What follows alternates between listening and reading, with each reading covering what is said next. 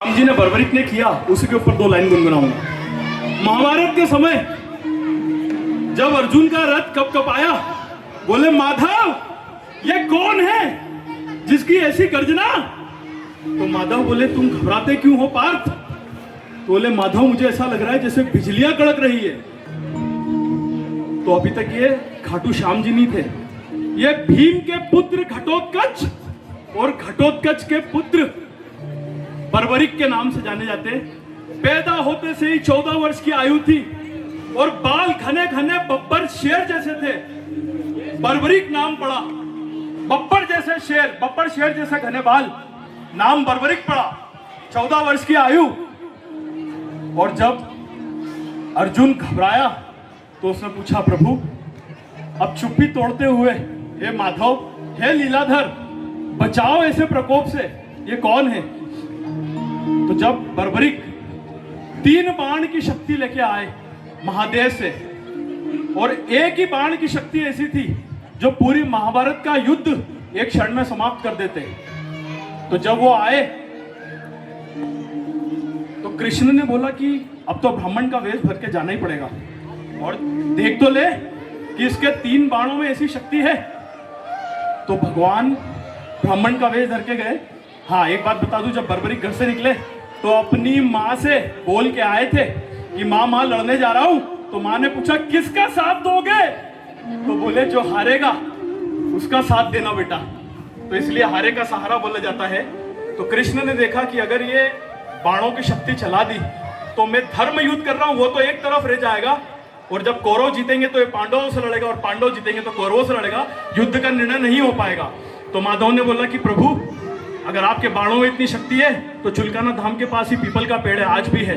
तो बोले इस एक बाण से सारे पीपल के पेड़ के सारे पत्तों को नोंद के बताओ, छेद कर दो इनमें। तो बर्बरिक ने बाण निकाला और भोले बाबा का नाम लिया, और सारे के सारे पीपल के पत्ते जो आज भी कलयुग में मौजूद है सब के सब भेज दिए। और माधव ने पैर के नीचे एक पत्ता रखा था, वो कृष्ण भगवान के चारों ओर बाण घूमने लगा। तो माधव समझ गए इसको तो रोकना पड़ेगा। तो बोले इस युद्ध के लिए 3 ही लोग ऐसे बलशाली है जिसमें से किसी एक का अगर शीश का दान लिया जाए तो ये धर्म के युद्ध के लिए बहुत उचित होगा। तो बोला हे बर्बरिक, क्या तुम शीश का दान दोगे? तो बर्बरिक अपनी माँ के वचन को टाल नहीं सकते थे, और उन्होंने बोला बिल्कुल दे दूंगा। पर माधव अपने जो ब्राह्मण देवता, मैं शीश का दान तो दूंगा, वचनबद्ध हूं, लेकिन अब आप अपने असली रूप में आ जाओ कि आप कौन हो।